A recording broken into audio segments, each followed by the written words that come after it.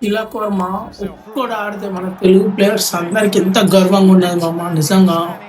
Tilak Varma sixes కొట్టేటప్పుడు ధోని, రోహిత్ శర్మ, రణ్బీర్ కపూర్ ఎంత హ్యాపీగా ఫీల్ అయ్యి ఎన్ని క్లాప్స్ కొట్టేళ్ళు నిజంగా మస్తు అనిపించింది మామ. నాకైతే మస్తు ప్రౌడ్గా అనిపించింది.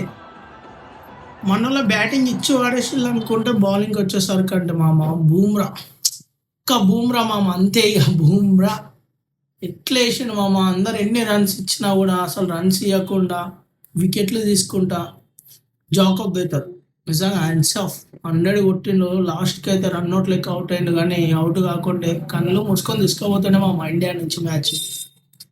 మస్తు అంటే మస్తు ఎంటర్టైన్మెంట్ అయిపోయినాం. సెమీఫైనల్ ఎట్లుండాలనుకున్నామో అట్లానే ఉంది. అభిషేక్ శర్మ అభిషేక్ శర్మ గురించి ఒక్కటే చెప్పాలా మామ, ఈ వీడియో చూపించాను కదా, ఫైనల్లో ఇది రిపీట్ కావాలి అంతే.